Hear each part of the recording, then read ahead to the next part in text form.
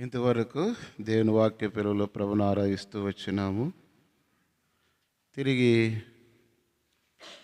ప్రభుని ఆరాధించిన మనము, ప్రభుని ఎరిగిన మన జీవితంలో ఏ రీతిగా ప్రభు కొరకు ఈ లోకంలో జీవించవలను, ఆ సంగతులను మనం ప్రభు యొక్క బలలో పాల్పొందడానికి ముందుగా మనల్ని పరీక్షించుకొని యోగ్యమైన విధానంలో ప్రభు యొక్క బలలో పాల్పొందుతూ వస్తాం. లూకా సువార్త 2వ అధ్యాయం. లూకా సువార్త 2వ అధ్యాయము 14వ వచనాన్ని అందరు కలిపి చదువుకుంటాం. లూకా సువార్త 2వ అధ్యాయము 14వ వచనం. సర్వోన్నతమైన స్థలములలో దేవునికి మహిమయు, ఆయనకు ఇష్టలైన మనుషులకు భూమి మీద సమాధానమును కలుగునుగాక అని దేవుడికి స్తోత్రము చేయుచుండెను. 1 కొరింథీయులు రాసినటువంటి పత్రిక 11వ అధ్యాయం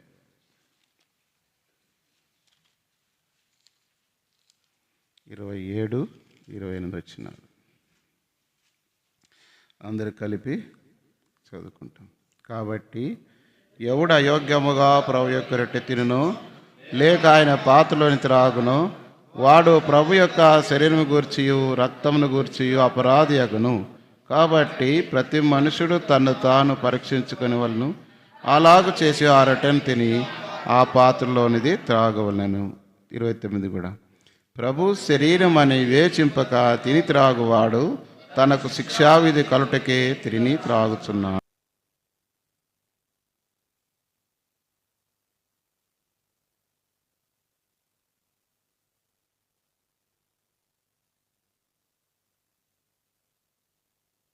ఇంతవరకు దేవుని వాక్య పిలుగులో ప్రభుని ఆరాధిస్తూ వచ్చాము. మరి ప్రభు బలలో పాల్పొందడానికి ముందుగా మనం కూడా కొంత దేవుని వాక్యం చూసుకొని అందులో యోగ్యమైన విధానంలో పరీక్షించుకొని ప్రభు యొక్క బలలో పాల్పొందుతూ రావాలి.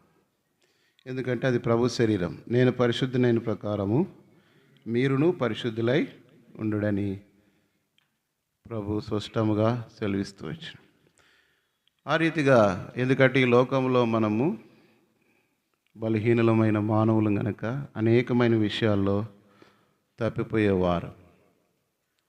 అయినప్పటికీ ప్రేమ కలిగిన దేవుడు మాటి మాటికి తన వాక్యం ద్వారా మనలను సరిచేసి ఆయనకి ఇష్టమైన యోగ్యమైన విధానంలో పాత్రలుగా సిద్ధపరిచే దేవుడు. కాబట్టి మనం చూస్తూ వచ్చాం దేవుని వాక్యము అద్దము లాంటిది అని. అద్దము మన లోపమును చూపిస్తుంది, దేవుని వాక్యం మన పాపమును చూపిస్తుంది. కాబట్టి దేవుని వాక్యంలో మనం పరిశీలించుకోవాలి. అందుకే 90వ కీర్తనలో 6వ వచనం 8వ వచనంలో ఒక మాట ఉంది. కీర్తనలు 98వ వచనం. మా దోషములను నీవు నీ ఎదుట ఉంచుకొని ఉన్నావు, నీవు నీ ముఖకాంతిలో మా రహస్య పాపములు కనబడుచున్నాయి. మామూలు భౌతికంగా మనకు ఏదైనా అద్దం దగ్గరికి వెళ్ళినప్పుడు మరి మన ముఖం పైన కావచ్చు, లేదంటే డ్రెస్సింగ్ టేబుల్ దగ్గర పోయినప్పుడు ఉన్న లోపాలను ఏం చేస్తుంటారు, ఎట్లా ఉంటే బాగుండాలో అట్లా సరి చేసుకుంటాం. మరి మన హృదయాంతరంగంలో ఉన్నదాన్ని మనం కూడా సరి చేసుకోవాలి. మరి భౌతికంగా బహుశా హృదయము మోసకరమైనది, అది ఘోరమైన వ్యాధి కలది. అది అన్ని వ్యాధులకి బహుశా డాక్టర్లు ఉన్నారేమో, కానీ పాపానికి సంబంధించినటువంటి పాపం అనేటువంటి వ్యాధికి డాక్టర్లు భూమి మీద లేరు. అయితే ఒకే ఒకడు, ఆయన పరమ వైద్యుడు ప్రభు అయిన యేసు. ఆయన ఒక్కటే, మరి ఆయనకొక్కటే ఇది తెలుసు. మనకు తెలుసు. యోహాను సువార్త 2వ అధ్యాయం 24 వచన ప్రకారం చదవండి. యోహాను సువార్త 2వ అధ్యాయం 24. అయితే యేసు అందరిని ఎరిగినవాడు గనక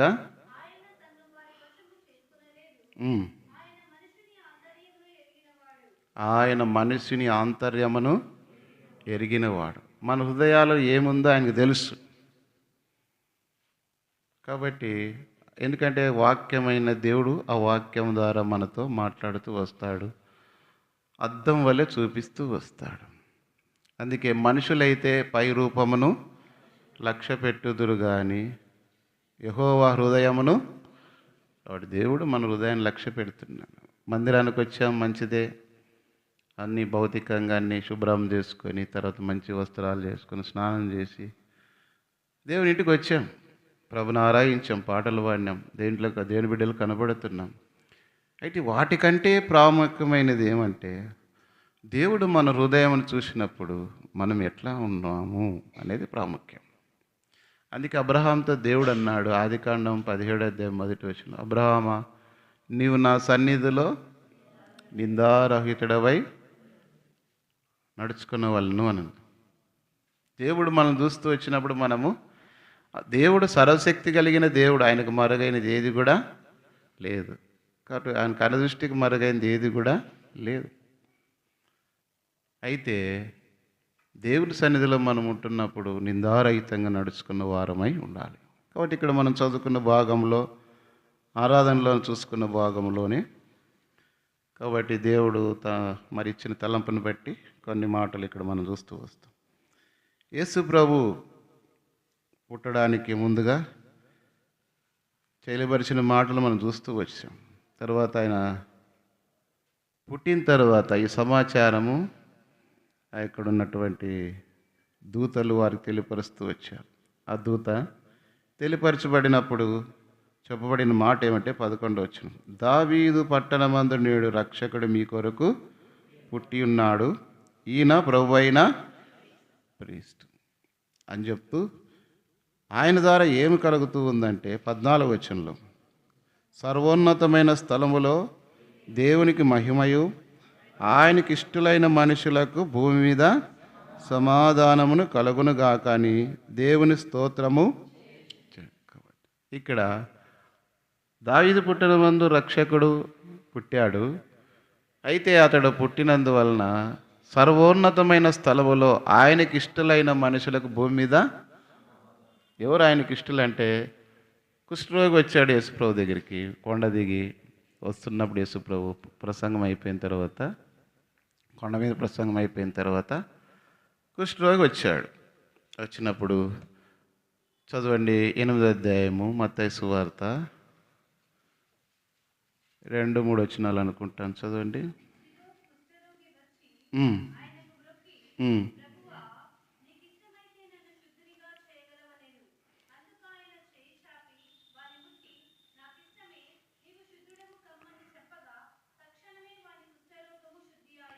కాబట్టి ఆయన అడిగాడు, ప్రభువా నీకు ఇష్టమైతే నన్ను శుద్ధినిగా చేయగలవని అడుగుతూ వచ్చినప్పుడు తక్షణమే ప్రభువాన్ని ముట్టి శుద్ధిపరుస్తూ వచ్చు. నాకు ఇష్టమే, నువ్వు శుద్ధుడవు. ప్రభు ప్రేమ కలిగిన వాడు, దేవుడు ప్రేమాస్వరూపి. నా ఎద్దుకొచ్చు వారిని ఎంత మాత్రం బయటికి త్రోసివేయి. మనుషులైతే మనకి ఇష్టం వచ్చినప్పుడు మనము ఆహ్వానిస్తాము, చేర్చుకుంటాము, మాట్లాడతాం. కానీ దేవుడు అలాంటి వాడు కాదు.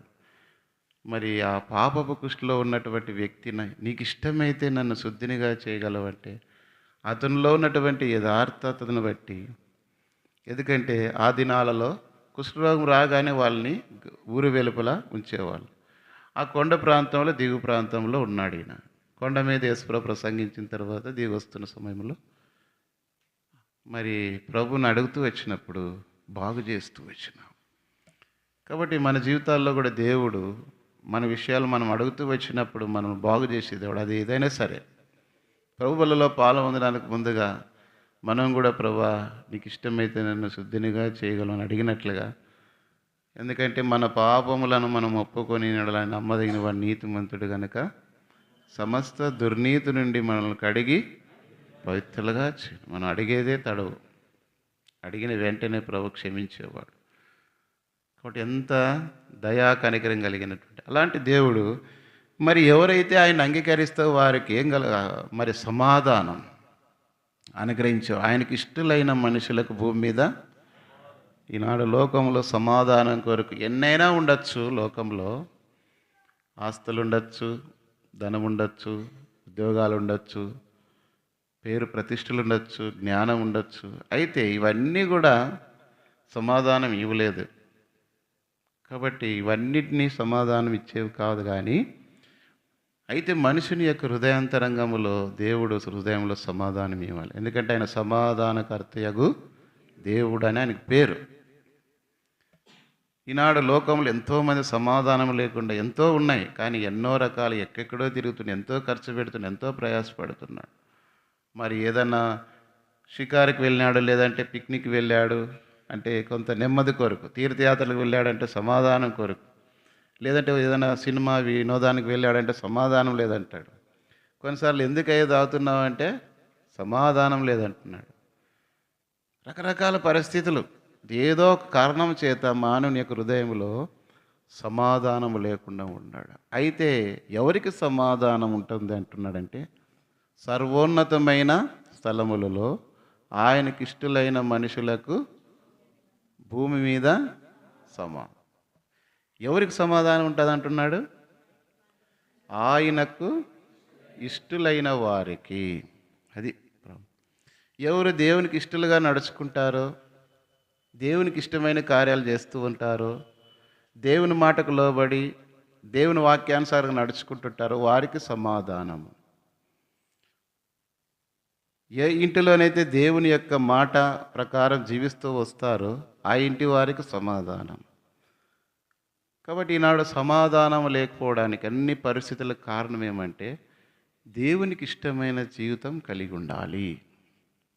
ఈనాడు దేవునికి ఇష్టమైన జీవితము జీవించకపోగా సమాధానం లేకుండా ఎన్నో రకాలుగా మానవులు జీవిస్తున్న మనుషులు, దేవుని పిల్లలు సైతము మందిరానికి వస్తున్నారు,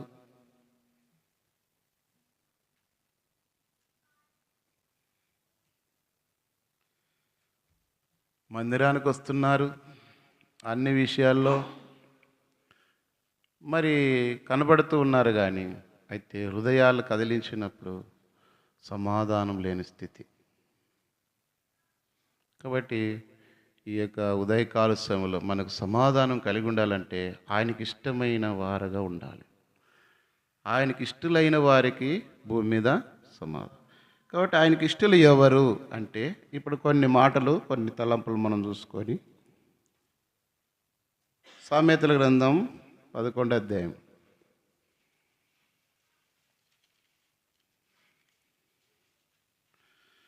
20వ వచనం.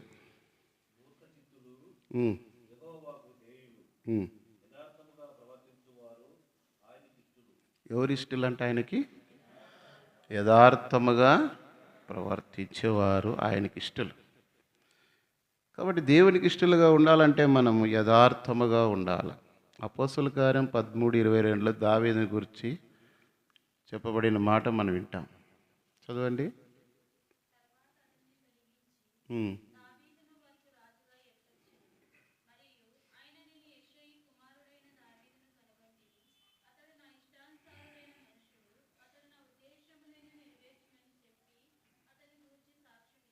కాబట్టి దావీదుని గురించి సాక్ష్యం ఇస్తున్నాడు దేవుడు.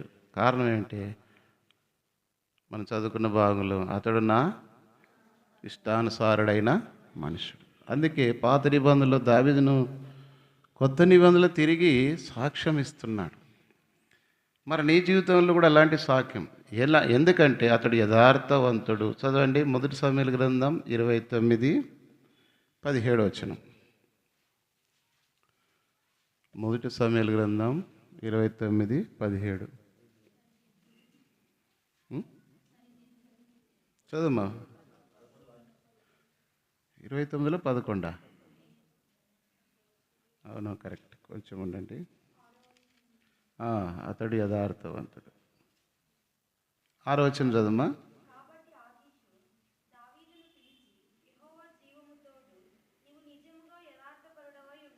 కాబట్టి దావీదుని గురించి ఆ యొక్క ఆకీషు రాజే సెలవిస్తూ ఉన్నాడు.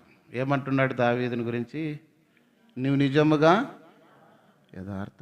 మరి దేవుడు నిన్ను గురించి అలాంటి సాక్ష్యం ఇస్తున్నాడా? నువ్వు యథార్థంగా నడుచుకుంటున్నావా? అయితే నువ్వు ఇష్టడివే. యోబుని గురించి కూడా దేవుడు సాక్ష్యం ఇచ్చాడు. అతడు యథార్థవంతుడును న్యాయవంతుడు అని. ఇంకా అనేకమైన విషయాలు ఉంటాయి. చెడుతనమును విసర్జించినవాడు. అందుని బట్టి యోబు కోల్పోయినా తిరిగి సమస్తాన్ని సంపాదించుకున్నాడు. దావీదు కూడా దేవుని హృదయానుసారుడుగా ఉన్నాడు కాబట్టి, దేవునికి ఇష్టడుగా నడుచుకున్నాడు కాబట్టి అతని జీవితంలో మరి తిరిగి అన్నీ పొందుకుంటూ వచ్చినాడు. తర్వాత అతని కుటుంబము నిత్యము దేవుని సన్నిధిలో ఉండలాగిన దేవుడు అతన్ని ఆశీర్వదిస్తూ వచ్చినాడు. కాబట్టి మొదటిగా యథార్థవంతులు ఆయనకు ఇష్టం. మన ఉదయకాల సమయంలో ప్రభుబలలో పాలు పొందే నీవు, దేవుని ఇంటికి వచ్చి ఆరాధన చేసే నీవు, పాటలు పాడే నీవు, ప్రభుబిడ్డగా చెప్పుకునే నీ జీవితంలో, నీ సాక్ష్యంలో, నీ మాటలో, నీ నడకలో, నీ పడకలో, నీ ప్రవర్తనలో యథార్థత ఉందా? యథార్థత ఉంటే దేవునికి ఇష్టలు. అలాంటి వారికి దేవుని సమాధానం.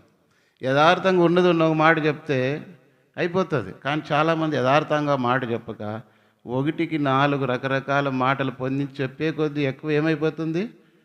ఒక అబద్ధం ఏం చేస్తుంది? 100 అబద్ధాలు ఆడేటట్లా చేస్తుంది. అదే ఉన్నది ఉన్నట్టుగా యథార్థంగా మనము ప్రభు సన్నిధిలో ఒప్పుకున్నట్లయితే, మాట్లాడినట్లయితే దేవుని బిడ్డలుగా మనం దేవుని దృష్టికి ఇష్టలుగా బ్రతుకుతాం. కాబట్టి ఆయనకి ఇష్టలైన మనుషులకు భూమి మీద సమాధానం. దావీదు దేవునికి ఇష్టడుగా జీవిస్తూ వచ్చాడు. కారణం ఏమంటాడు? యథార్థవంతుడిగా జీవిస్తూ వచ్చాడు. కాబట్టి ప్రభుబలలో పాలు పొందిన జీవితంలో అలాంటి యథార్థత కలిగి ఉండాలని, కలిగి ఉండి ప్రభుబలలో పాలు పొందాలి. అదే దేవునికి ఇష్టము, సమాధానం. మన ప్రభుబలలో పాలు పొంది ఆరాధన చేసే నీ జీవితంలో సమాధానం లేకపోవడానికి కారణం ఏమంటే నీలో యథార్థత లేదు. ఇది మొదటి భాగం. రెండవ మాట చూడండి, అదే సామెతల గ్రంథం 12:22.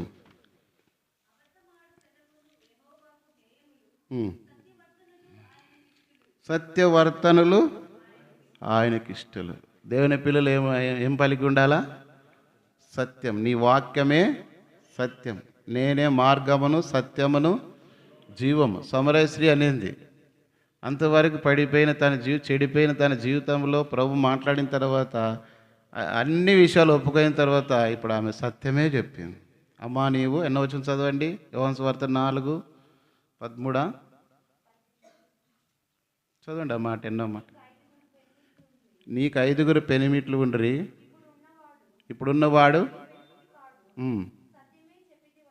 కాబట్టి అయ్యా నాకు పెనిమిట్లు లేడని వాస్తవం చెప్పింది. తన జీవితం అంతా చెప్పింది. అది సత్యం. అందుకే దేవుని వాక్యంలో ఏముందంటే, నా పిల్లలు సత్యమును అనుసరించి నడుచుకునుచున్నారని వినుట కంటే ఎక్కువైన సంతోషము నాకు లేదు. 3 యోహాను పత్రిక 4వ రాయబడింది. అంతేకాకుండా సత్యమును అనుసరించేవారు వర్ధిల్లుతూ వస్తారని రాయబడుతుంది. ఆత్మీయంగా వాళ్ళు 3వ సత్యమును అనుసరించేవారు వర్ధిల్లుతూ వస్తారు. మనకు తెలుసు అపోస్తల కార్యములు 5వ అధ్యాయములు అననీయ సపర్యాలు ఉన్నారు, పొలం అమ్మినారు. అందులో సగం దాచుకొని సగం తీసుకొని వచ్చి అర్పించినారు. అయితే పేతురు అడిగిన, ఇంటికే అమ్ముతారా అంటే ఇంటికే అని అబద్ధం ఆడింది. అబద్ధం ఆడగానే ఏమైపోయింది? ఆమె చనిపోయింది. మళ్ళీ ప్రభుని ఆ యొక్క పేతురు కూడిన స్థలంలోనికి, ఆది సంఘంలోనికి వెళ్ళిందంటే ఆమె కూడా రక్షించబడిన విశ్వాసే. బహుశా అక్కడ సంఘంలో ఉన్న వ్యక్తే, కానీ ఆమె జీవితంలో సత్యం లేదు. సరే, ఆమె అబద్ధం ఆడింది. తిరిగి భర్త వచ్చినాడు. ఆ భర్త మొదట వచ్చాడు, చనిపోయిన. ఆమె కూడా ఇంతకే అన్నాడు. మొదటి భర్త చనిపోయినాడు, తర్వాత భార్య వచ్చి కూడా ఇంతకే అనింది. ఇద్దరు కూడా ఏమైపోయినారు? వాళ్ళు చనిపోయింది. మన జీవితంలో ఆత్మీయంగా మాటికి చనిపోయే స్థితిలో ఎందుకుంటున్నామంటే, మేము ఆరాధన చేస్తాం, ప్రభా పాపముల చేతను అపరాధముల చేత చచ్చిన వారినై ఉండగా అని. ఇవి బ్రతికించబడిన తర్వాత మన జీవితంలో ఏముండకూడదు? చచ్చని స్థితి ఉండకూడదు. బ్రతికిన స్థితి అంటే సత్యమనే మనము మాట్లాడేవారుగా ఉండాలి.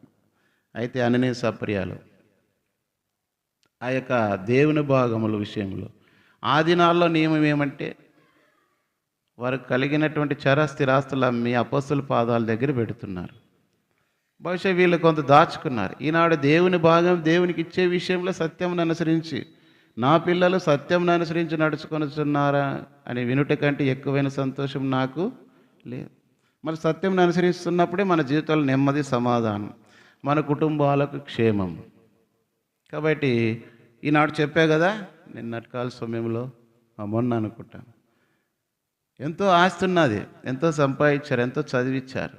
చెప్పాడు ఆయన, 30 కోట్ల ఆస్తి ఉంది కానీ నాకు ఏం లేదు, సమాధానం లేదు. కారణం ఏమంటే పిల్లల్ని ఇద్దరు బాగా చదివించినారు, అమెరికాలో ఒకరు ఇంకో చోట స్థిరపడిపోయినారంట. కానీ వీళ్ళు బాగోగులు చూసేవాళ్ళు లేరు. కానీ ఇద్దరు రైల్వే ఉద్యోగస్తులే వాళ్ళు. కాబట్టి మొదటిగా మనం దేవుని గురించి అవగాహన కలిగి ఉండాలి, దేవుని యందు నడుచుకునే వారమై ఉండాలి. అదే మనకు క్షేమం, ఆశీర్వాదం. దేవుడు లేకుండా ఒక ఆయన చెప్తూ వచ్చినాడు, వర్తమానం చెప్తున్నప్పుడు ఏం చెప్పాడంటే, వారు ప్రభులో ఉండినట్లుగా మనము మొదటిగా ప్రయాసపడి రక్షణ మారమనిసి ప్రభులో ఉంటే ఎక్కడికి వెళ్ళినా వారు ఆశ్రయించబడుతూ వస్తారు.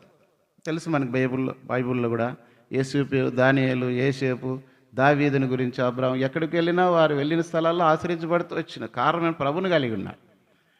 కానీ ప్రభు లేకుండా ఎన్ని రకాలుగా వాళ్ళకి ఎన్ని ప్రయాస చేసినా అదంతా వ్యర్థమే.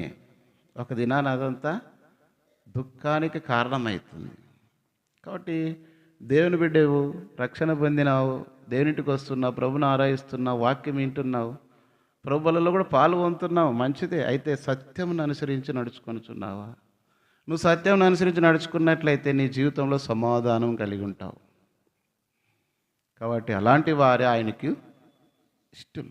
మొదటిగా యథార్థంగా ప్రవర్తించేవారు ఇష్టలు. రెండవది సత్యమును అనుసరించేవారు ఆయనకి ఇష్టలు. సత్యం లేని వారిని ఏమంటారు? అబద్ధికులు అంటారు. అబద్ధికులందరూ కూడా అగ్నిగుండంలో పాలు పొందుదు. నువ్వు అబద్ధం ఆడుతున్న అబద్ధ కార్యాలు జరిగిస్తున్నావు కాబట్టి ఒక దినాన నువ్వు ఎక్కడుంటావు? అగ్నిగుండానికి. ఇంతకాలం దేవుని ఇంటికి వచ్చి సత్యం అనుసరించుకోకుండా అసత్యం అనుసరించి నడుచుకున్నట్లయితే నువ్వు అబద్ధికుడువు, అబద్ధికురాలవే. మరణ శిక్ష నీ మీద ఉంది, దేవుని శిక్ష నీ మీద ఉంది. ఒక దినం వస్తుంది, అగ్నిగుండంలో పడవేయబడతావు. కాబట్టి సామెతలు చదవండి 23:23.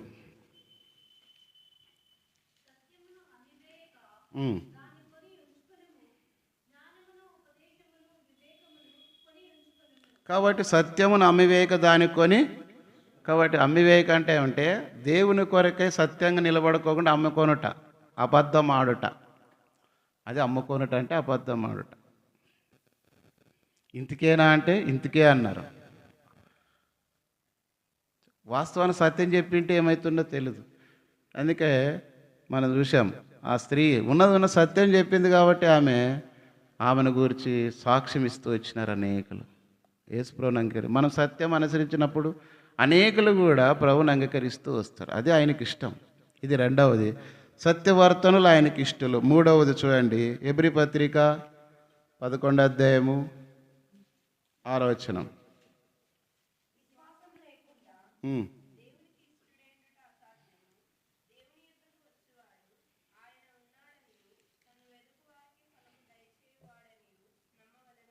కాబట్టి విశ్వాసము లేకుండా దేవునికి ఇష్టలైనట. కాబట్టి దేవుని పిల్లల్లో మనలో ఏం కలిగి ఉండాలి? విశ్వాసం కలిగి ఉంటేనే దేవునికి ఇష్టలు. అబ్రహాం విశ్వాసం కలిగి జీవించినాడు కాబట్టి దేవునికి ఇష్టడైనాడు. అందుకే అబ్రహాం సంతానాన్ని దేవుడు ఆశ్రయిస్తూ వచ్చినాడు. పాత నిబంధనలు అన్న వ్యక్తిని కొత్త నిబంధనలో కూడా రాయబడుతూ వచ్చింది. అబ్రహాం కుమారుడైన దావీదు కుమారుడైన యేసుక్రీస్తు ఆశ్రయించబడిన వంశావళిలో అబ్రహాం పేరు రాయబడుతూ. అంతేకాకుండా గలతీ 3 చూస్తే విశ్వాస సంబంధులే అబ్రహాం సంతానమని 7వ వచనంలో రాయబడింది.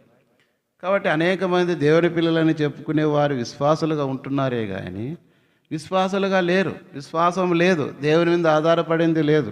దేని వాక్యం ఏముందంటే హబక్కూకు 1 అధ్యాయం 19 అనుకుంటాను. నీతిమంతుడు విశ్వాసం మూలముగా జీవిస్తూ ఉంటాడు.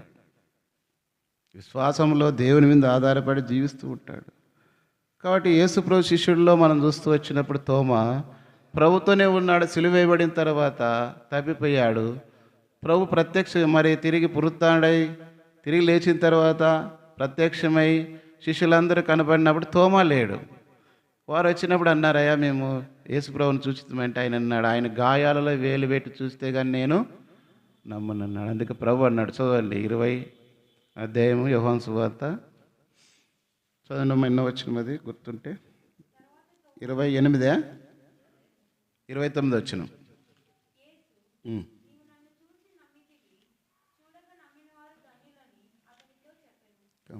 అవిశ్వాసుగాక విశ్వాసం 27 చదువు.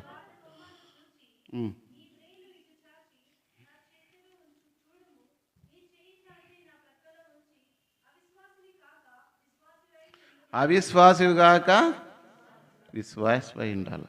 కాబట్టి దేవుని ఇంటికి వచ్చే మన జీవితంలో కూడా అవిశ్వాసాలుగా ఉండకూడదు. అందుకే మత్తయి సువార్త 13వ అధ్యాయం చివరి మాటలు, వారు అవిశ్వాసం బట్టి ఆయన అద్భుతములు చేయలేదని రాయబడింది. కాబట్టి అవిశ్వాసం వల్ల మన జీవితంలో దేవుడు కార్యాలు జరిగించడు. కాబట్టి విశ్వాసం లేకుండా దేవునికి ఇష్టడైనట అసాధ్యం. మొదటిది యథార్థత కలిగి ఉండాలి, రెండవది సత్యము కలిగి ఉండాలి, మూడవది విశ్వాసం కలిగి ఉండాలి. నాలుగవది చూడండి, రోమీలు రాసిన పత్రిక 14వ అధ్యాయం 18 వచ్చిన,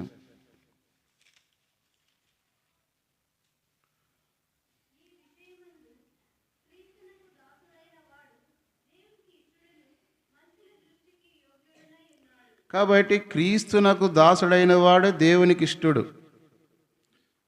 క్రీస్తునకు దాసుడు అంటే ఒక యజమాని కింద పని చేసేవాడు, లోబడి పని చేసేవాడు, ఆయన మాట వినేవాడు ఆయనకు దాసుడు. కాబట్టి ఆయన మాటకు లోబడేవాడు ఆయనకు దాసుడు. కాబట్టి ఆయనకు దాసులుగా ఉంటే మనం చేసేది ఏమంటే ఆయన మాట వింటాం. కాబట్టి ఆత్మానుసారులు దేవుని మాట వింటారు. దావీదు దేవుని మాట వింటూ వచ్చినాడు. అందుకే దావీదుని గురించి దాసుడుగా పిలువబడుతూ వచ్చినాడు. సౌలు అయితే దేవుని మాట వినట్లేదు. బలులు అర్పించట కంటే మాట వినుట. ఈనాడు ఎంతోమంది దేవుని దాసులని దేవుని బిడ్డలు అంటారు, కానీ దేవుని మాట వినట్లేదు. కానీ ఇక్కడ దేవుని వాక్యంలో రాయబడిన ప్రకారము క్రీస్తునకు దాసుడైన వాడు దేవునికి ఇష్టడు.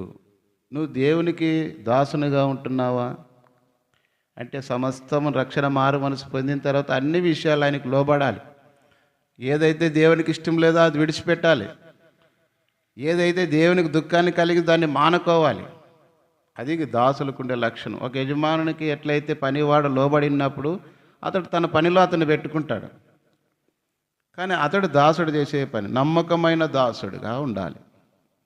నమ్మకమైన దాసుడు మెండైన దీవెనలు పొందుతూ వస్తాడు. దేవుని బిడ్డగా నువ్వు నమ్మకమైన వ్యక్తిగాను దాసుడిగా ఉన్నట్లయితే దేవుని ద్వారా దీవెనలు పొందుతూ వస్తావు. కాబట్టి ఏది ఆయనకి ఇష్టమంటే దాసునిగా ఉండుట, లోబడి ఉండుట. మరి దేవునికి లోబడుతున్నావా? దేవునికి దాసుడుగా ఉంటున్నావా? దేవుని కార్యములు యందు దేవునితో మాట్లాడినప్పుడు వాటి విషయంలో దేవుని ఏదో సరి చేసుకొని లోబడి జీవిస్తుంటే దేవునికి ఇష్టడుగా నువ్వు జీవించినట్టుగా. ఇది 4వది. 5వది చూడండి, దేవుని కార్యములు యందు దేవుని కార్యములు చేయవారు ఆయనకి ఇష్టలు. యోహాను సువార్త 8వ అధ్యాయం 29 వచ్చిన,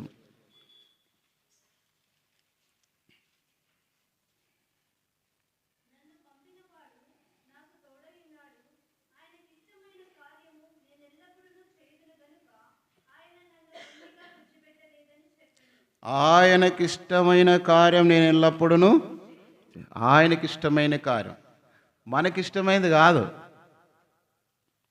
దేవుడు అన్నాడు అబ్రహాంతో, అయ్యా ఇది చేయొద్దు, వెళ్ళి ఈ దేశం నుండి ఈ ప్రాంతం వదిలిపెట్టిపోమంటే చిత్తం ప్రభాని వెళ్ళిపెట్టిపోయాడు. దేవుని మాటను నమ్మి వెళ్ళిపోయాడు. అది దేవుని పిల్ల. కాబట్టి అబ్రహాం నీకు ఒక్కడైన కుమారునికి ఆ మోరియా పర్వతాన్ని తీసుకొని వెళ్ళి బలి అర్పించమంటే అర్పించడానికి చిత్తం ప్రభు అన్నాడు. అది దేవుని కార్యములు యందు చేయువాని యొక్క లక్షణం. దేవుని కార్యాలు చేసేవాళ్ళు దేవునికి ఇష్టలు. మనకు తెలుసు మత్తయి సువార్త 25వ అధ్యాయంలో తలాంతుల గురించి 5:2-1 5 ఇచ్చినాడు, 10 చేసినాడు, బలా నమ్మకమైన మంచి దాసుడు అన్నాడు. 2:4 చేసినాడు, బలా నమ్మకమైన మంచి దాసుడా, ఈ కొంచెంలోనూ నమ్మకంగా ఉంటివి అని. అయితే 1 ఇచ్చిన వాడు సోమరివాడుగా జీవించాడు. ఆ యొక్క తలాంతును దేవుని కార్యములను అశ్రద్ధగా చేశాడు గనుక సోమరువైన చెడ్డ దాసుడా అని అతని గురించి ప్రభు పలికిన మాట, యజమానుడు పలికిన మాట, మన పక్షంగా కూడా దేవుడు ఎంతో సమయం మనకిచ్చాడు, ఎంతో జ్ఞానం ఇచ్చాడు, ఎన్నో వసతులు ఏర్పాటు చేశాడు, ఎన్నో సంవత్సరాలు రక్షణ ఇచ్చినావు. రక్షణలో ఉండి దేవుని ఇంట్లో దేవుని మాటలు వింటున్నావు, వచ్చి వెళ్తున్నావు, ప్రభువులలో పాలు పొందుతున్నావు. మరి ఆయనకి ఇష్టమైన కార్యం నేను ఎల్లప్పుడూ చేయను. దేవునికి ఇష్టమైన కార్యం అది ఏదైనా సరే. అనేక మంది దేవునికి ఇష్టమైన కార్యం కొరకే దేశాలు వదిలిపెట్టిపోయి దేవుని పని చేసి అక్కడే హతసాక్షులైనారు. దేవుని పని దేవునికి ఇష్టమైంది కనుక అన్నీ వదులుకున్నారు. భగత్ సింగ్ గారికి ఎంతో కోట్ల ఆస్తుంది, ఎంతో ఉన్నతమైన ఆ దినాల్లోనే డబుల్ ఇంజనీరింగ్ చదివినా కూడా దేవుని మాటకు లోబడి ఆయన కార్యం కొరకై, దేవుని చిత్తం నెరవేర్చుట కొరకై అన్నీ వదులుకున్నాడు. ఈనాడు ప్రపంచంలో వారిలో ఒంటరైన వాడే 10 వందలగునంట. ప్రపంచ దేశాలన్నింటిలో భగత్ సింగ్ గారి పేరు.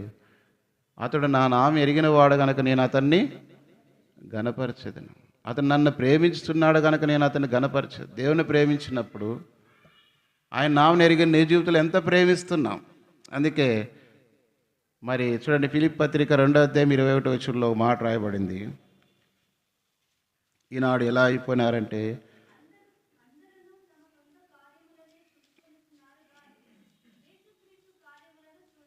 కాబట్టి అందరూ సొంత కార్యములు చేసుకొనుచున్నారు, దేవునికి ఇష్టమైన కార్యాలు జరిగించట్లేదు. ఏం దేవునికి ఇష్టమైన కార్యం? దేవుని పని చేయాలా, ప్రార్థన చేయాలా, సువార్త ప్రకటించాలా, దేవుని కొరకై, దేవుని ప్రజల కొరకై ఉన్న స్థలములో, సంఘములో, గ్రామములో దేవుని ద్వారా నీ పని ఏమి, నీ కార్యం ఏమి? యెహోవా కార్యములను అలక్ష్యంగా చేస్తే, దేవుని వాక్యం రాయబడింది, యెహోవా కార్యములు అశ్రద్ధగా చేయవాడు శాపగ్రస్తుడు. ఎన్ని పరిస్థితులున్నా నీ జీవితంలో దేవునికి ఇష్టమైంది ఏమంటే దేవుని మాట విని దేవునికి లోబడి దేవుని కార్యం జరిగించాలి. అప్పుడు నువ్వు ఎప్పుడైతే దేవుని కార్యం జరిగిస్తూ వస్తావో, అది దేవునికి ఇష్టమైన కార్యం చేస్తూ వచ్చినప్పుడు దేవుడు నీకు ఇష్టమైన కార్యము చేస్తూ వస్తాడు. కానీ నీకు ఇష్టం వచ్చినట్లుగా నీకు ఇష్టమైన కార్యం చేసే అది కాదు దేవునికి ఇష్టమైన కార్యం. అది ఎంత అవమానమైనా, ఎంత నిందైనా, ఎంత దుఃఖమైనా, ఎంత బాధ అయినా, ఎన్ని పరిస్థితులైనా దేవుని మాట విని దేవునికి లోబడి ఆయన కార్యాలు జరిగించాలి. అయితే ఈనాడు ఒకళ్ళు మన పరిస్థితులు ఉన్నాయి, మన అక్కర కొద్దీ, మన పనుల కొద్దీ ఎన్నో రకాలకు ప్రయాసపడి మన సొంత కార్యాలు జరిగిస్తున్నాం, మంచిదే. వాటి వల్ల మనం క్షేమం పొందుతామని గ్యారెంటీ ఉందా? ఉండదు. కారణం తెలుసా? నువ్వు యెహోవా కార్యములను అశ్రద్ధగా చేసినప్పుడు నువ్వు చేసే కార్యాలన్నీ సఫలం కావు. ఏమైతే అవి విఫలం. యెహోవా ధర్మశాస్త్రం నందు దివారాత్రం ధ్యానించువాడు ధన్యుడు. మరి అతడు ఆకువాడక తన కాలమందు ఫలమిచ్చు చెట్టు వలె ఉన్న. అతడు చేయనదంతయు ఎప్పుడైతే దేవుని వాక్యానుసారంగా జీవిస్తామో, ఆయనకి ఇష్టమైన జీవితం జీవిస్తామో, నడుచుకుంటామో, అప్పుడు దేవునికి ఇష్టమైన కార్యాలు జరిగిస్తూ వస్తామో, అప్పుడు దేవుడు మన కార్యాలు జరిగిస్తాడు.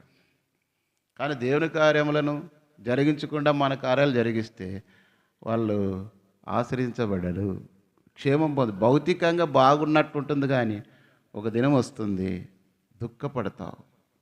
అందుకే యాకోబు ఏం చేస్తూ వచ్చినాడంటే, ఎన్నో సంవత్సరాలుగా అందరిని మోసం చేసి బ్రతుకుతూ వచ్చాడు, కానీ చివరికి తన 12 మంది కుమారులు, ఒక కుమార్తె ద్వారా సంతోషం లేదు. ఏ ఒక్కరిని కూడా తన జీవితంలో నెమ్మది, సమాధానం లేదు. కారణం ఏమి? పారిపోతున్నప్పుడే దేవుడు తల్లి గర్భంలోని యాకోబు దేవుడు ఏర్పాటు చేసుకున్నాడు. అయినా దానిని చూడండి, ఒక మాట మలాకి గ్రంథం 1వ అధ్యాయం 1-2 వచనాలు చదవండి.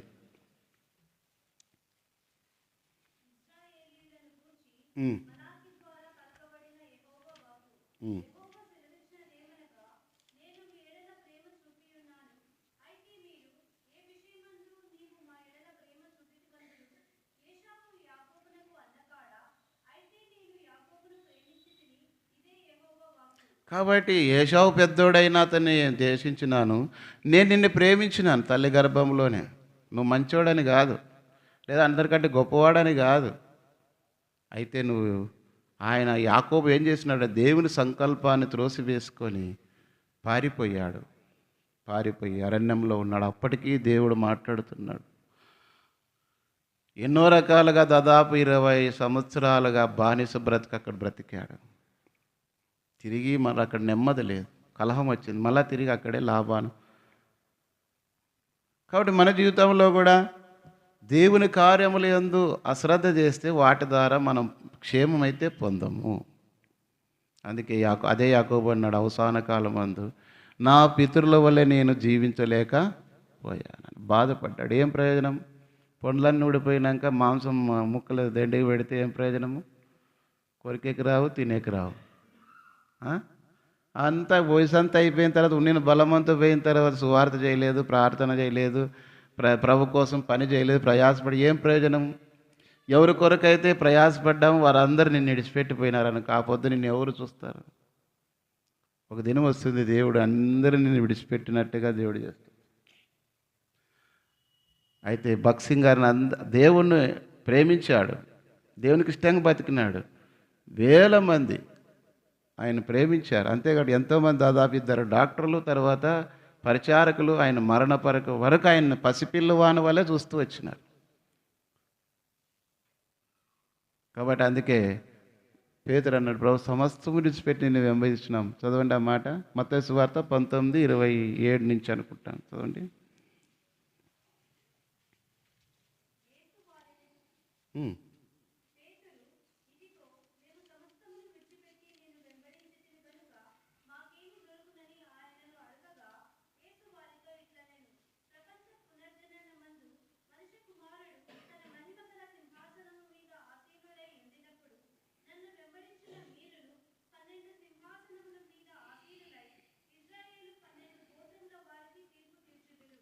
నేను చదువుతాం మీరు.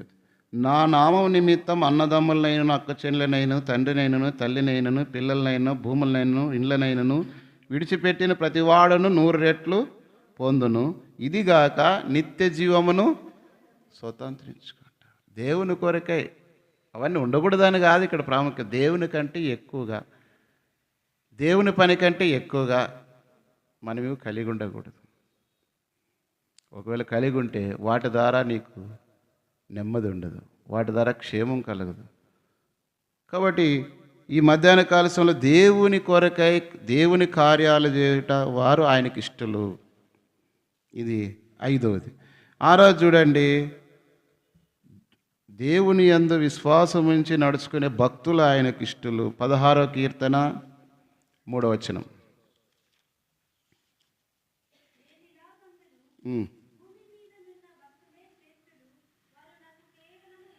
కాబట్టి భూమి మీదనున్న భక్తులే శ్రేష్ఠులు, వారు నాకు కేవలము ఎవరంట? దేవుని భక్తులే శ్రేష్ఠులు. మనం ఈనాడు ఎంతోమంది ఆ రీతిగా వారు జీవించినారు కనుక విశ్వాస వీరులుగా ఉంచున్నారు కనుక ఇప్పుడు పరిశుద్ధ గ్రంథంలోని పేర్లు మనం పెట్టుకుంటున్నాం, వాళ్ళ పేర్లు.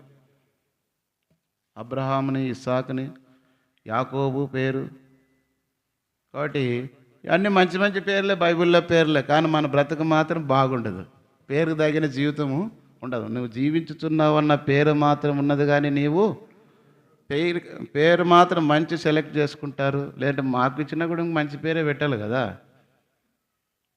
ఈదాయిస్కరతనం పెట్టలేం కదా,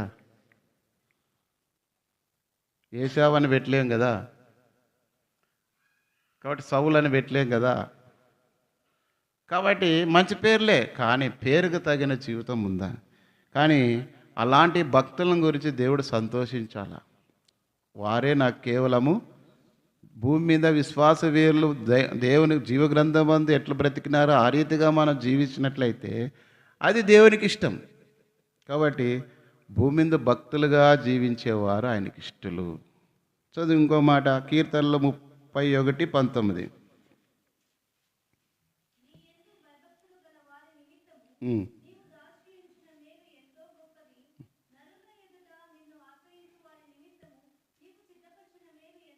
కాబట్టి నీ యందు భయభక్తులు గల వారిను దాచించిన మేలు ఎంతో.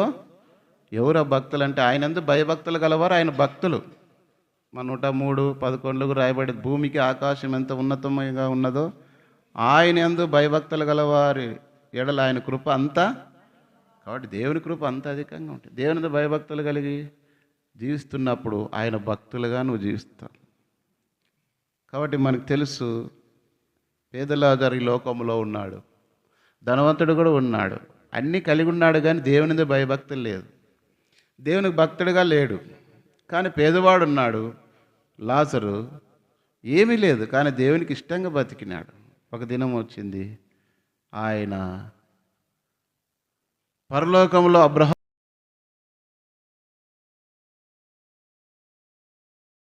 పంపించు, చిటికిన వేలతో కొన నీటి చుక్కను నాకు దాహం తీర్చినట్టుగా అంటే, చదవండి 24 అది అన్న వచ్చిన మది 24 వచ్చిన.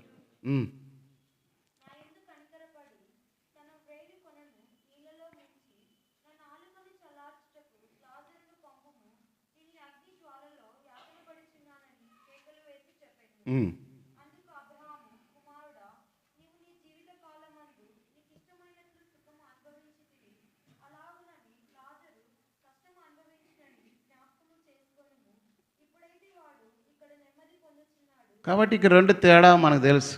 ధనవంతుడు ఏం చేసినాడు? జీవితకాలం అంతా తనకిష్టమైనట్లు బతికినాడు, దేవునికి ఇష్టం కాదు. తనకిష్టులైన వారికి భూమి మీద సమాధానం, కానీ దేవునికి ఇష్టంగా బ్రతికలేదు ధనవంతుడు. ఎందుకు? డబ్బు ఉంది, ఎక్కడైనా పోవచ్చు, ఏదైనా తినచ్చు, ఏమైనా కొనుక్కోవచ్చు, ఎట్లయినా బ్రతకవచ్చు, ఏడైనా తిరగచ్చు. డబ్బు ఉంది కాబట్టి అందరూ దగ్గరికి వస్తారు. ఎందుకంటే డబ్బు ఉన్నప్పుడు అందరూ, మామూలు లోకంలో ఏమంటారు, బెల్లం ఉన్నన్నాళ్ళు ఈగలని. కాబట్టి అన్నీ ఉన్న చోటుకి అందరూ పోతారు, లేని చోటుకి ఎవరు పోతారు? నేను భక్తి పరునని అనుకుంటే ఎవరు దగ్గరికి రాదు, నీ భక్తి నీలోనే ఉంచుకుంటారు. కానీ నీ భక్తిని ఒక దినాన దేవుడు గణపరుస్తాడు. కాబట్టి ఇక్కడ ధనవంతుడు తనకి ఇష్టం వచ్చినట్లు బ్రతికినాడు, కానీ ఒక దినము చనిపోయాడు, పాతాళంలో వేదన పడుతున్నాడు. కాబట్టి నీకు ఇష్టం వచ్చినట్లు బ్రతికి ఒక దినంలో పాతాళంలో వేదన పడే స్థితిలోనికి నువ్వు వెళ్ళొద్దని దేవుడు, దేవునికి ఇష్టమైనట్లుగా బతకాలి, నీకు ఇష్టమైనట్లు కాదు. లాజరు ఏమున్నా ఏం లేకపోయినా దేవునికి ఇష్టంగా బతికాడు. అందుకే ఇక్కడ అతడు నెమ్మది పొందుతున్నాడు. అది యుగ యుగాలు.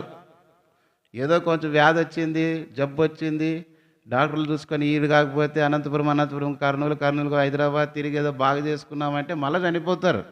దాని గురించి కాదు ముఖ్యం. కానీ యుగ యుగాలు జీవించే విషయంలో మనం చూస్తే ఒక దినం వస్తుంది, అగ్ని ఆరదు, పురుగు చావు, ఆ స్థితిలో నువ్వు వెళ్ళకూడదని ప్రేమ కలిగిన దేవుడు నీకు ఇష్టమైనట్లు కాదు, దేవునికి ఇష్టమైనట్లుగా బ్రతికితే భూమి మీద భక్తులే శ్రేష్ఠులు, కేవలము నాకు వారు ఇష్టలు. కాబట్టి నువ్వు ఎట్లా జీవిస్తున్నావు? కాబట్టి ఈ మధ్యాహ్న కాల సమయంలో ప్రభుబలలో పాల్గొనడానికి ముందుగా నిన్ను పరీక్షించుకో. మొదటిది, యథార్థవంతులుగా బ్రతికితే ఆయనకి ఇష్టలు. రెండవది, సత్యమును అనుసరించేవారు ఆయనకు ఇష్టలు. మూడవది, విశ్వాసం కలిగి జీవిస్తే ఆయనకి ఇష్టలు. నాలుగవది, దేవునికి దాసులుగా జీవిస్తే ఆయనకి ఇష్టలు. ఐదవది, దేవుని కొరకు కార్యాలు చేస్తే ఆయనకి ఇష్టలు. ఆరవది, ఆయన భక్తులుగా జీవిస్తే ఆయనకి ఇష్టలు, దేవునికి ఇష్టలు. దేవునికి భక్తులుగా జీవిస్తే ఆయనకి ఇష్టలు. చివరి చూస్తూ వచ్చినప్పుడు చూడండి, కీర్తనకారుడు 51:17.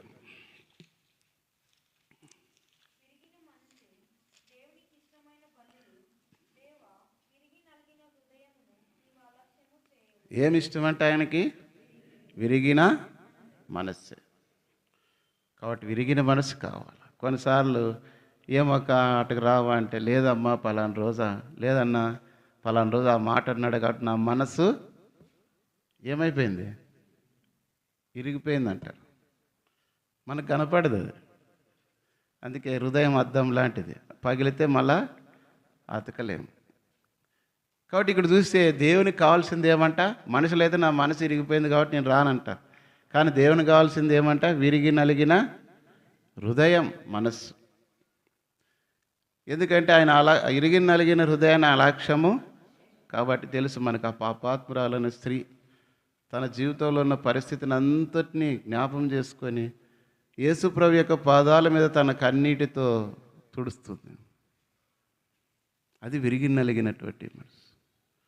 దేవుని కొరకే నీ జీవితంలో నీ గర్వం, నీ అసూయ, నీ ద్వేషం, అహంకారం, దేవునికి ఇష్టం లేని జీవితం అంతా విరిగొట్టబడి నలగొట్టబడి వల్ల అది విరిగి నలిగిన మనసు. తన్ను తాను తగ్గించుకునేవాడు హెచ్చింపబడును,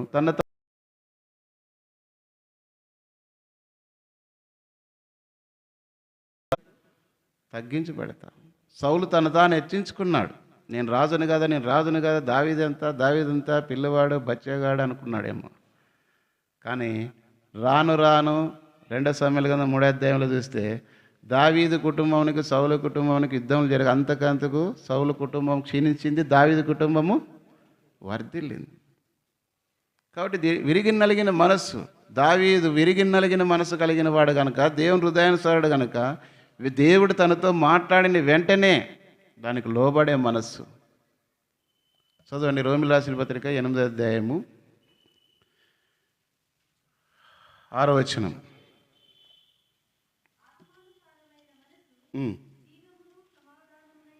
కాబట్టి ఆత్మానుసారమైన మనసు జీవమును సమాధానం. నువ్వు ఆత్మానుసారంగా ఉన్నట్లయితే వెంటనే నువ్వు దేవుని వాక్యం విన్నప్పుడు, ప్రతిదినం దేవునితో గడుపుతున్నప్పుడు, దేవునితో మాట్లాడినప్పుడు, లేదా దేవుని బిడ్డల చేత నువ్వు హెచ్చరిక చేయబడినట్లు కొన్నిసార్లు ఇతరుల ద్వారా కూడా మనం అన్యులైనా, యోనాను ఎట్లయితే ఓయి నిద్రపోతా నీకేమొచ్చినది నువ్వు లేచి నీ దేవుని ప్రార్థించు.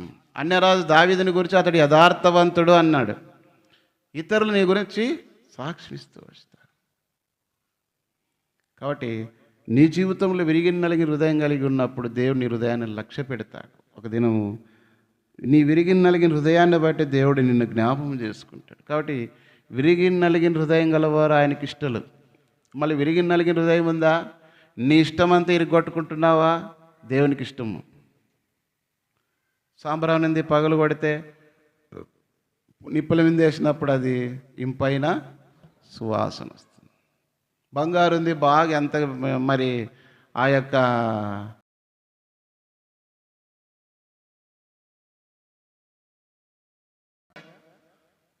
ఇటీవల ఏదో 22 క్యారెట్సా ఎంతది ఒరిజినల్? 22నేనా? 24 క్యారెట్స్ నక్లెస్ ఇమ్మంటే ఒకడు చూసినారా? ఎంతమంది చూసినారు వాట్సాప్? అది 22 క్యారెట్లతో దండ చేసి భార్యకి వేసినాడు అనమాట. ఆమె కోరిందంట 24 క్యారెట్స్ నెక్లెస్ కావాలని. అందుకే 24 క్యారెట్లు కేజీ కొనుక్కొని దండ చేసి వేసినాడంట.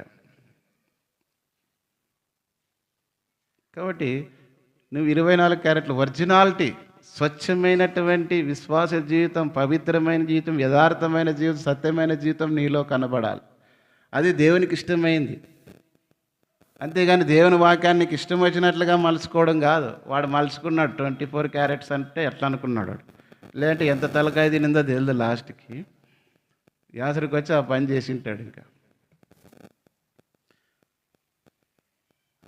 కాబట్టి ఇక్కడ దేవుని భక్తులు ఆయనకి ఇష్టం. చదవండి హోషే గ్రంథం 6వ అధ్యాయం 6వ వచనం.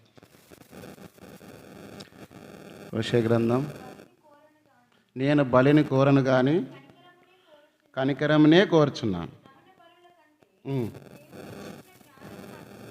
కాబట్టి దహన బలులు నువ్వు దేవునికి అర్పించేది కాదు, దేవుని ఇంటికి వచ్చిపోయేది కాదు, ఆరాధన ప్రార్థన చేసేది కాదు, బలలో పాలు పొందేది కాదు, దేవుడు నీకు ఇచ్చిన దాంట్లో దేవుని కానుకలు ఇస్తే కాదు. ఆయన దహన బలం నాకు ఇష్టమైనవి కాదు. ఏమంట? దేవుని గూర్చిన జ్ఞానము. అయితే ఏం చేస్తున్నారంటే ఇక 4వ అధ్యాయము 6వ వచనం చదవండి.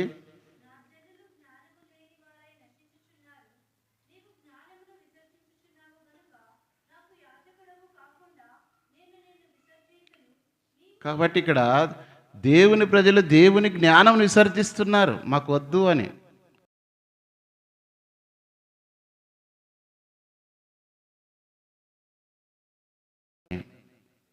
కారణం ఏంటంటే నువ్వు దేవునికి ఇష్టలుగా లేకుండా పోయినావు.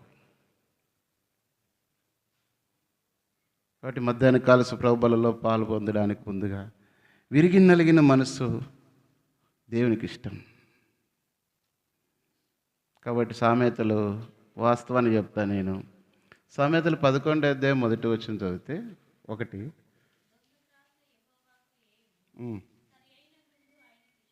కాబట్టి దొంగ త్రాసు యెహోవాకు హేయము. ఈ మాట ద్వారా దేవుడు ఒక విషయం మాట్లాడితే, ఒక విషయం అనేది ఏమో స్టోర్ వేస్తుంటే నేను దాంట్లో ఇది చేయాల. ప్రభు మాట్లాడిన వెంటనే దాన్ని మానేసాను. దేవునికి ఇష్టం లేదు ఏం చేసినా ఏం ప్రయోజనం లేదు.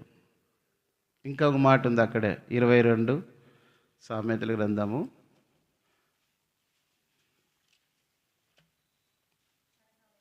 చదువుమా.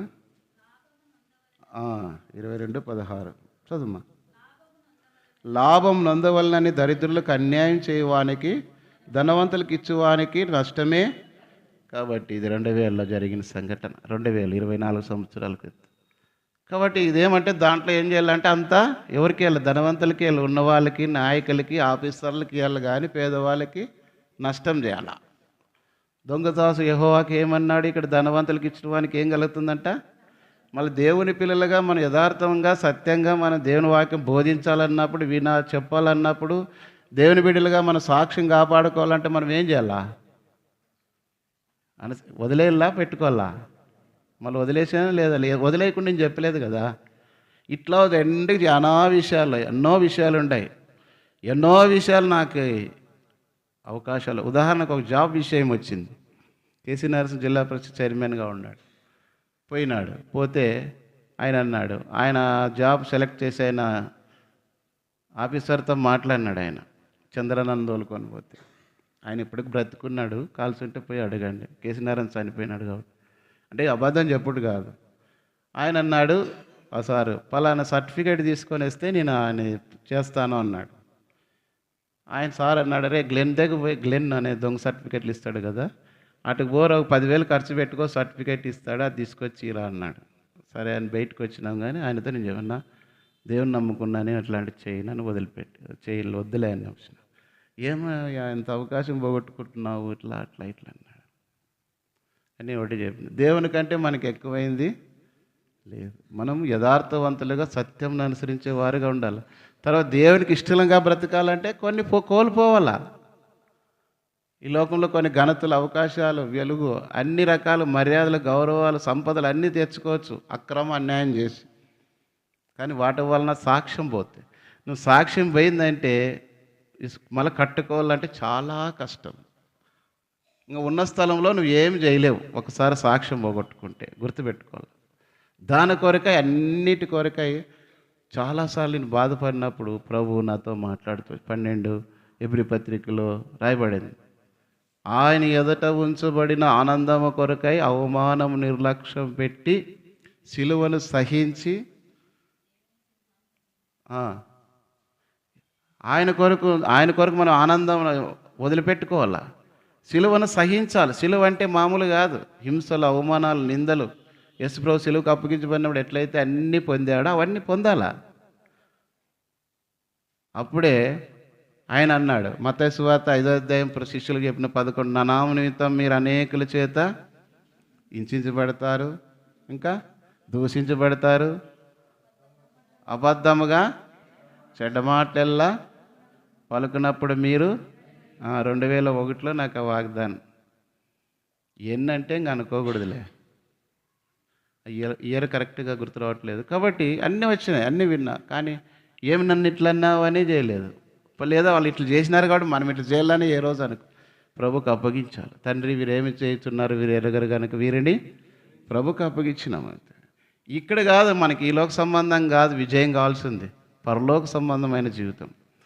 ఆయన సింహాసనం ఎదుట మనం ఆయనతో కూడా నిలబడినప్పుడు, బలా నమ్మకమైన మంచి దాసుడు, ఇవన్నీ నా కొరకు నువ్వు అనుభవించావు, ఇదిగో ఈ కొంచెంలో నువ్వు నమ్మకంగా ఉన్నావు కాబట్టి, నీకు అప్పగించిన సంఘములో, పరిచర్లో, ఇచ్చిన తలాంతులో నా కొరకు నువ్వు నిలిచి ఉండి పని చేశావు కనుక ఈ ధన్యత, ఈ భాగ్యము, లేదంటే ఈ బహుమానం తీసుకోమని ప్రభు ఇచ్చావు.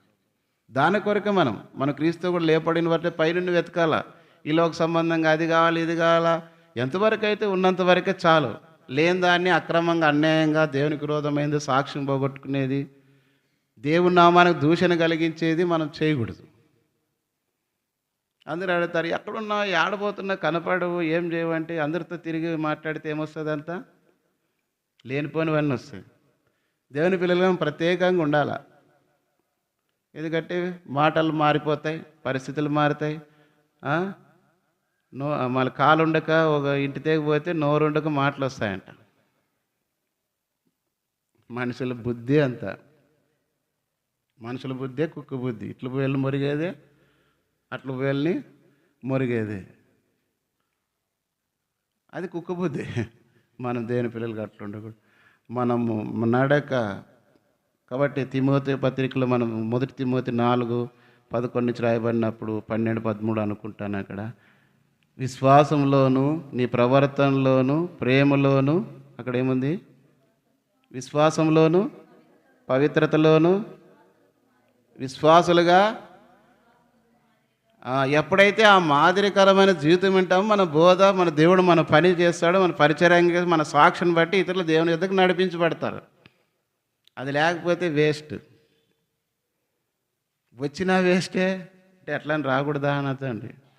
అంటే కాపాడుకునేదాన్ని. బడికి పోతే చదువు రాదంటే ఏమని అర్థం? కానీ శ్రద్ధగా చదువుకోవాలా. మార్కులు తక్కువ వచ్చినట్టు నాకు ఇంప్రూవ్మెంట్ చేసుకోవాలని అర్థం. ఊరికే పాస్ అయితేనే ఇప్పుడు డిఎస్సి ఉంది. డిఎస్సీలు ఊరికే డిఎస్సి క్వాలిఫై అయితేనే ఉద్యోగం ఇస్తారా? మెరిట్ వస్తే ఉద్యోగం ఇస్తారా? ఋతు పాపం ఋతుకు అప్పుడు చెప్పినాము, ఈడు ఎందుకున్నావు ఋతు పోయి చదువుకుంటే పాపం చదువుకోవాలి, 1/2 మార్కులో ఉద్యోగం పోయింది. లేకపోతే దగ్గర 80,000 పొద్దురు ఆమెకి పర్మనెంట్ ఉద్యోగం. అది తలుసుకున్న వాళ్ళకి బాధ ఎంత ఉంటుందనే తెలుసు. 1/2 మార్కులో లైఫ్ పోయిందంటే ఎట్లుంటుందంటే జీవితాంతం అది గుర్తుకొచ్చినప్పుడల్లా బాధ తప్ప ఇంక వేరేది ఏముండదు. అంటే ఒక్క సమయం, ఆ సమయంలో 1/2 మార్కు పోయిన దానికి ఎంత లైఫ్ పోయింది కదా. మెరిట్ రావాలా. కొంతమంది డిఎస్సి అంటే అర్థం, అబ్రేషన్ తెలుసో లేదో, డిస్ట్రిక్ట్ సెలెక్షన్ కమిటీ. కొంతమంది నేను అడిగిన 2-3 డిఎస్సి అంటే ఏం డిఎస్సి అంటే ఇట్లా ఇట్లానే ఉన్నారు. అది గురించి ఏందో అనుకున్నారు వాళ్ళు. కాబట్టి కొంతమంది కొన్ని విషయాలు చెప్తారు. కొంతమందికి అబ్జర్వేషన్ అడుగుతారు. నీట్ అంటే మీ డిఎస్సి అంటే ఎంసెట్, ఎడ్సెట్, పీసెట్, ఊరికే అనేది ఒకటే. ఏం చేస్తున్నా అంటే అది రాసి ఇది అది ఉంటుంట, ఏముండదు. కాబట్టి లోక సంబంధమైన విషయాలు అంత ఉండాలా. దేవుని పిల్లల్లో మరి ఇంకా ఎంత ఉండాలా.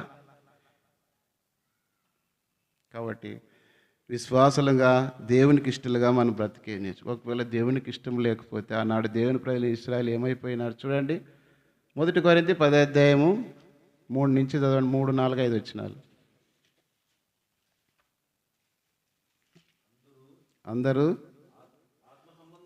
అందరూ ఆత్మ సంబంధమైన ఒకే ఆహారం భుజించిరి. అందరూ ఆత్మ సంబంధమైన ఒకే పానీయమును పానం చేసిరి. ఏలనగా తమ్మును వెంబడించిన ఆత్మ సంబంధమైన బండలోని త్రాగిరి. ఆ బండ క్రీస్తే. ఇప్పుడు 5వ వచనం అందరూ చదువుతామండి. అయితే వారిలో ఎక్కువ మంది దేవునికి ఇష్టలుగా ఉండకపోయారు గనక అరణ్యములో సంహరించబడిరి. వారు ఆశించిన ప్రకారం మనము చెడ్డ వాటిని ఆశించుకున్నట్లు ఈ సంగతులు మనకు దృష్టాంతములుగా ఉన్నవి. మరి దేవుని పిల్లలుగా మనము లక్షల మంది ఐగుప్తుల బయటకు వచ్చినారు. కానానులోనికి పోయింది ఎంతమంది? 2. మరి ఇంతమంది దేవుని మందిరానికి వస్తున్నారు. ఎప్పుడు ఆరాధన చేసే వాళ్ళే చేస్తారు, ప్రార్థన చేసిన వాళ్ళు చేస్తారు, వచ్చిన వాళ్ళు వస్తారు. ఆ ఒప్పుకోలు ప్రార్థన అందరికీ అవకాశం ఉంటుంది కానీ పెడితే మాలో ఏ తప్పు లేదు, మేమేం ఒప్పుకోవాలన్నట్లు కొంతమంది రారు. కొంతమంది వచ్చినా కూడా మౌనంగా ఉండడం వల్ల జ్ఞాని అని ఎంచబడినానని సామెతలు. కాబట్టి మేము తప్పులు చేసిన వాళ్ళు ఒప్పుకోలు ప్రార్థన చేస్తుంటాము, తప్పు లేని వాళ్ళు ఇంట్లో పండుకొని టీవీలు చూసుకుంటుంటారు. ఎట్లా దేవుని వాగ్దానాలు నెరవేరు? ఇప్పుడు చెయ్యెత్తమంటే వాగ్దానం నెరవేరుదంటే ఒక్కరు చెయ్యెత్త. కారణం ఏంటంటే ఓ సరైన ఒప్పుదల లేదు, అంటే సరైన జీవితం లేదు, దేవుని వాక్యానికి లోబడేది లేదు. కాబట్టి ఆయనకి ఇష్టలైన మనుషులకు భూమి మీద నీవు సమాధానం పొందాలంటే ఆయనకి ఇష్టలైన వారుగా జీవించాలి. ఎవరెవరు ఆయనకి ఇష్టలుగా జీవించారు? ఏ విషయాల్లో మనం ఆయనకి దేవునికి ఇష్టలుగా ఉండాలంటే మొదటిది యథార్థతలో, రెండవది సత్యములో, మూడవది విశ్వాసములో, నాలుగవది దేవునికి దాసులుగా అంటే దేవుని పని చేసే విషయంలో, దేవుని కార్యాల కొరకు పనిచేసే విషయంలో, ఐదవది భక్తులైన వారు, దేవుని భక్తులైన వారు, దేవుని మార్గంలో అనుసరించేవారు ఆయనకి ఇష్టలు. చివరిది ఏడోది, విరిగి నలిగిన మనసే. మరి దేవుని వాక్యం నీతో మాట్లాడినాడు. విరిగి నలిగిన మనసు కలిగి ఉన్నట్లయితే ఖచ్చితంగా నువ్వు పశ్చాత్తాపడతావు, సరి చేసుకుంటావు, ప్రభువులో పాల్గొంటావు, విన్న వాక్యం ప్రకారం నడుచుకోవడానికి ఇష్టపడతావు. అది నా శరీరమును తిని నా రక్తం త్రాగువాడే నిత్య జీవం గలవాడు, అంత్య దినమును వాని నేను లేపుదును. ఒకవేళ నీలో ప్రభు రాకముందే చనిపోయినా ప్రభు వచ్చినప్పుడు లేపబడతావు, లేదా బ్రతికున్నప్పుడే ప్రభు వస్తే ఆయనతో కూడా ఎత్తబడతావు. మళ్ళీ విడువబడితే పరిస్థితి ఎంత? అగ్ని ఆరని పురుగు చావని అగ్నిగుండంలో పడవేయబడతావు. అది నీకు ఇష్టమా? ఆనాడు దేవుని ప్రజలైన ఇశ్రాయేలు కూడా ఐగుప్తులను దాటిన తర్వాత అన్ని అద్భుతాలు చూసినారు. దేవుడు అన్ని సంవత్సరాలను పోషించి నడిపిస్తే కానానులో కేవలం 2 ప్రవేశించినారు. శేషజనం పర్సెంటేజ్ తీసుకుంటే ఎంత ఉంటుంది లెక్కలేదు, కనపడదు. నాకు ఎన్ని జీరోలు పెట్టాలో తెలియదు. 2 అంటే ఎంత పర్సెంట్ పోయిందంటే. కాబట్టి మధ్యాహ్న కాల సమయంలో సర్వోన్నతమైన స్థలములు ఆయనకి ఇష్టలైన వారికి భూమి మీద సమాధానం. మళ్ళీ ఆయనకి ఇష్టలుగా బతకాల. అది దేవునికి ఇష్టం. అది నిజమైన క్రిస్మస్. అంతేగాని పండుగ చేసుకొని, బట్టలు చేసుకొని, కొత్త చేసుకొని, ఇల్లు మార్చుకొని, అన్ని మార్చుకొని, ఆ రోజు వచ్చి పై బిగుపట్టుకొని రాత్రి మేలుకొని వాగ్దానాలు చేసుకుంటే నెరవేరుతాయనేది కాదు. దేవునికి ఇష్టమైన జీవితం జీవించినప్పుడే అవి నెరవేర్చబడతాయి. అది దేవునికి ఇష్టం. అది ఎవరు అని లక్షణాలు మనం చూస్తూ వచ్చు. ఇంకా అనేకంగా ఉండొచ్చు. కానీ ఈ మధ్యాహ్నం కలిసి 7 సంగతుల విషయంలో మనం పరిశీలన చేసుకుందాం. దేవుని బిడ్డలుగా మనం ప్రభుకు అప్పగించుకుందాం. ఇరిగి నలిగిన మనసుతో ప్రభు ఎదురు సరి చేసుకొని యోగ్యమైన విధానంలో ప్రభుల యొక్క బలలో పాలు పొందుతూ వస్తాం. లేదంటే ఎట్లయితే ఆనాడు ఇశ్రాయేలు ప్రజలు చెడ్డవాటిని ఆశించి అనేకులు అరణ్యములు సంహరించబడ్డారు, రాలిపోయారు. ఆ రీతిగా ఉండకుండా ఆ కానాన్లో ప్రవేశించిన కాలేబు యెహోషువ వలె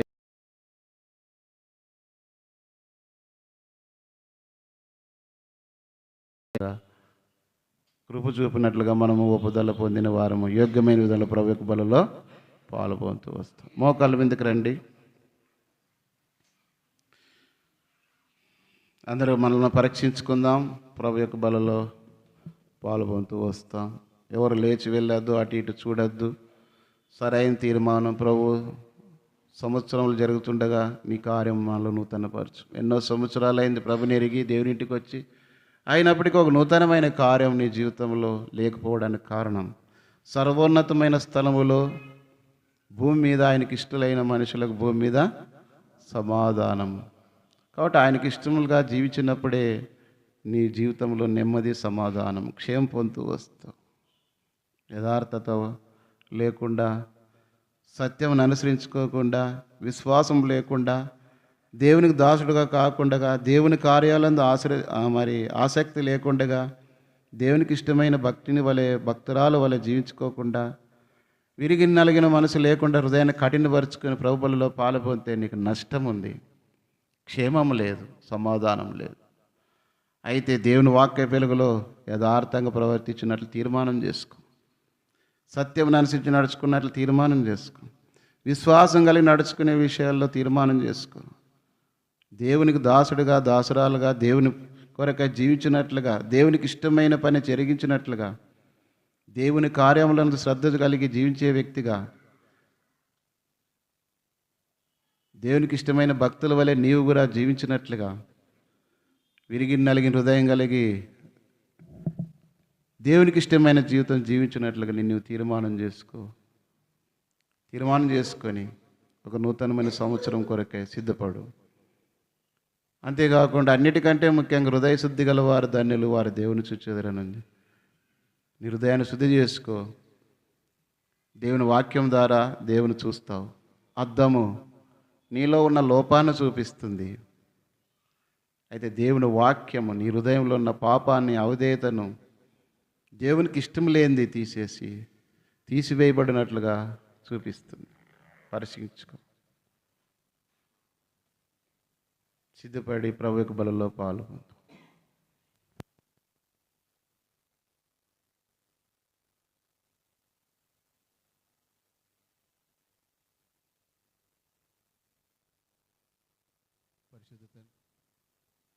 నీ పాదములు, కొందనములు, స్తోత్రములు. మధ్యాహ్న కాల సమయంలో మమ్మల్ని ప్రేమించి మీరు మా వదిలోనికి తీసుకురాగల లేఖన భావనలు బట్టి వందనాలు. లూకాసు వార్త 2:14 ప్రకారం సర్వోన్నతమైన స్థలములో ఆయనకి ఇష్టలైన మనుషులకు భూమి మీద సమాధానం కలుగునని సెలవిచ్చినట్టు మేము నీకు ఇష్టలుగా జీవించినప్పుడే అది నిజమైన క్రిస్మస్. నీకు ఇష్టంగా జీవించినప్పుడే నిజమైన దేవుని పిల్లలుగా ఈ లోకంలో సాక్షులుగా మమ్మల్ని ఏర్పాటు చేసుకున్నారు. యథార్థత కలిగి సత్యం అనుసరించి నీకు లోబడి నీకు దాసులుగా జీవించినట్లుగాను, నీ కార్యములందు శ్రద్ధ కలిగి చేయగలిగినట్లుగాను మమ్మల్ని సిద్ధపరచమని ప్రార్థన చేస్తున్నాం. దేవా, విన్న వాక్య పిల్లలు మా జీవితాలను కట్టుకొని దాని ప్రకారం నడుచుకునే వ్యక్తులుగా సిద్ధపరచమని ప్రార్థన చేస్తున్నాం. భూమి మీద భక్తులు ఏ రీతిగా జీవించి విశ్వాసులకు మాదిరిగా ఉంచి వెళ్ళారో ఆ మాదిరి మేము అనుసరించే వారుగా సహాయం చేయొచ్చు. అన్నిటికంటే ముఖ్యంగా విరిగి నలిగిన మనసే నీకు ఇష్టమైన బలి. నీ వాక్యం చేత వ్యతిరేక పొందుతూ వచ్చినప్పుడు మాట్లాడినప్పుడు మా హృదయాలను కఠినపరచుకొనకుండా విరిగి నలిగి సరి చేసుకొని దావీదు వలె నీ హృదయానుసారులుగా జీవించినట్లుగా కృప చూపించి సహాయం దయచేయమని, యోగ్యమైన విధానంలో బలలో పాలు పొంది మేము మా కుటుంబాలు సంఘము క్షేమం పోతున్నట్లుగా సహాయం దయచేయమని, సమాధానం కలిగి జీవించినట్లుగా కృప దయచేయమని యేసుక్రీస్తు నామములో స్తుతించి ప్రార్థించి వేడుకొనుచున్నాం తండ్రి. ఆమేన్.